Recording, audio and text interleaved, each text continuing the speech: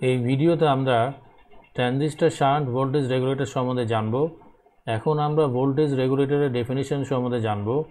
Voltage regulator এমন একটি circuit যেটি পাওয়ার সাপ্লাই এবং লোডের মাঝখানে থাকে। এটি কনস্ট্যান্ট ভোল্টেজ দিয়ে থাকে যদিও ইনপুট ভোল্টেজ ও আউটপুট লোড ভ্যারি করে। এখানে আমরা ট্রানজিস্টর শান্ট ভোল্টেজ রেগুলেটরের ডেসক্রিপশন সম্বন্ধে জানব। Transistor shunt voltage regulator circuit তৈরি করা হয় একটি রেজিস্টারের এক প্রান্ত সিরিজে ইনপুটের সাথে কানেকশন করা থাকে এবং অপর প্রান্ত একটি ট্রানজিস্টরের সাথে কানেকশন করা থাকে, যার বেস এবং কালেক্টরের সাথে একটি জেনার ডায়োড কানেকশন করা থাকে, যেটি আউটপুট ভোল্টেজ রেগুলেট করার জন্য সহায়তা করে এবং এই ট্রানজিস্টর এবং জেনারেটর উভয়ই লোডের সাথে প্যারালাল করে কানেকশন করা থাকে। এখানে আমরা ট্রানজিস্টর শান্ট ভোল্টেজ রেগুলেটরের ব্লক ডায়াগ্রাম সম্বন্ধে আমরা জানব। এখানে আমরা ট্রানজিস্টর শান্ট ভোল্টেজ রেগুলেটরের ব্লক ডায়াগ্রাম আমরা দেখতে পাচ্ছি। এখানে আমরা দেখতে পাচ্ছি যে এই ডায়াগ্রামের মধ্যে চারটি ব্লক আছে, সেগুলো হলো সিরিজ রেজিস্টার ব্লক, জেনার ডায়োড ব্লক, ট্রানজিস্টর ব্লক এবং লোড ব্লক। এবং এই ডায়াগ্রাম দেখতে পাচ্ছি যে ইনপুটে আনরেগুলেটেড ইনপুট আছে এবং আউটপুটে আছে রেগুলেটেড আউটপুট। এখানে আমরা ট্রানজিস্টর শান্ট ভোল্টেজ রেগুলেটরের স্কিমেটিক ডায়াগ্রাম সম্বন্ধে আমরা জানব।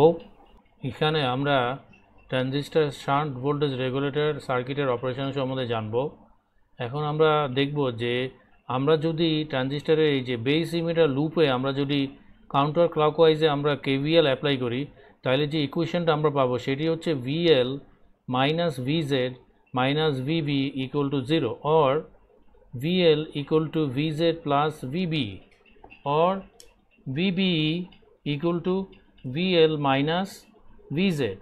এখন আমরা দেখতে পাচ্ছি যে জেনার ডায়োডের অ্যাক্রসে ভোল্টেজ অলওয়েজ কনস্ট্যান্ট থাকে, তাইলে VL এর মান যদি কোনো কারণে ডিক্রিজ করে তাহলে অবশ্যই VB এর মান ডিক্রিজ করবে এবং VB যদি ডিক্রিজ করে তাহলে এই যে ট্রানজিস্টরের যে বেস কারেন্ট আছে IB সেটি কমে যাবে, সেটি কমে যাবে ট্রানজিস্টার যে কালেক্টর কারেন্ট IC সেটিও কমে যায়, কারণ IC is equal to beta IB। এখন IC যদি কমে যায় তাহলে IS এর মানও কমে যাবে, কারণ IS is equal to IB plus IC plus IL। এখন IS যদি কমে যায় তাহলে এই যে রেজিস্টার RS এর অ্যাক্রসে যে ভোল্টেজ VR সেটিও কমে যায়, কারণ VR is equal to IS into RS। এখন আমরা যদি এই সার্কিটের আউটার লুপে আমরা যদি ক্লকওয়াইজে আমরা যদি কেভিএল অ্যাপ্লাই করি তাহলে যে ইকুয়েশনটি পাবো সেটি হচ্ছে V in minus VR minus VL equal to 0 or VL equal to V in minus VR. এখন যদি আমরা ভিআর এর মান কমে যায় অবশ্যই ভিএল এর মান তখন বেড়ে যাবে। এই ইকুয়েশন থেকে আমরা স্পষ্ট আমরা বুঝতে পারছি। এখন যদি ভিএল এর মান যদি বেড়ে যায় তাহলে অপোজিট যে এফেক্ট সেটি হতো। এখানে আমরা ট্রানজিস্টর শান্ট ভোল্টেজ রেগুলেটর সার্কিটের ইকুয়েশন সম্বন্ধে এবং এর ডিসক্রিপশন সম্বন্ধে আমরা জানব। এখানে আমরা দেখতে পাচ্ছি আমরা যদি ট্রানজিস্টর বেস ইমিটার লুপে আমরা যদি অ্যান্টি ক্লকওয়াইজে কেভিএল অ্যাপ্লাই করি তাহলে আমরা যে সমীকরণটি পাবো সেটি হচ্ছে VL minus VZ minus VB equal to 0 or VB equal to VL minus VZ। VZ এর মান কিন্তু ফিক্সড, অর্থাৎ জেনারেটরের অ্যাক্রসে ভোল্টেজ হচ্ছে ফিক্সড। এখান থেকে আমরা দেখতে পাচ্ছি যে VL এর মান যদি কমে যায় তাহলে VB এর মানও কমে যাবে এই সমীকরণ থেকে, যদি বেড়ে যায় তাহলে অবশ্যই VB এর মান বেড়ে যাবে।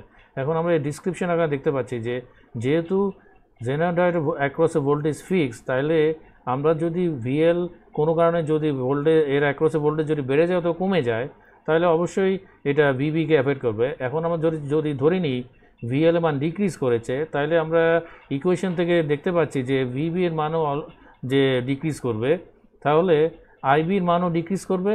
তারপর যেহেতু IC is equal to beta IB তাহলে IC এর মানও ডিক্রিজ করবে। এখন IC ডিক্রিজ করলে অবশ্যই IS ডিক্রিজ করবে, IS ডিক্রিজ করলে আবার যে VR ওদের রেজিস্টার কাছে বলে সেটিও ডিক্রিজ করবে, এবং সেটি ডিক্রিজ করলে VL তখন আবার ইনক্রিজ করবে। কারণ আমরা যদি আউটার লুপে আমরা যদি কেভিএল অ্যাপ্লাই করি তাহলে আমরা যে ইকুয়েশন পাবো সেটি হচ্ছে VN equal to VR plus VL or VL is equal to VN minus VR। এখন এই যে VR এর মান যদি কমে যায় তাহলে অবশ্যই VL এর মান বেড়ে যাবে। এখন আমরা যদি সিকুয়েন্সিয়াল লজিকে আমরা দেখি তাহলে আমরা দেখি যে VL এর মান যদি কমে যায় তাহলে VB এর মানও কমে যাবে, তখন IB এর মানও কমে যাবে, ফলে IC এর মানও কমে যাবে, IC কমে গেলে IR কমে যাবে, IR কমে গেলে ভিআর কমেছে, ভিআর কমে গেলে পরিশেষে ভিএল তখন বেড়ে যাবে। এখানে আমরা ট্রানজিস্টর শান্ট ভোল্টেজ রেগুলেটরের বিভিন্ন অ্যাডভান্টেজের সম্বন্ধে জানব। সেগুলো হলো it has good efficiency for small load currents, it has good voltage regulation, it has constant DC output voltage। এখানে আমরা ট্রানজিস্টর শান্ট ভোল্টেজ রেগুলেটরের বিভিন্ন ডিসঅ্যাডভান্টেজের সম্বন্ধে জানব। সেগুলো হলো it has poor efficiency for large load currents, it has high output impedance, there is considerable power loss in the series register.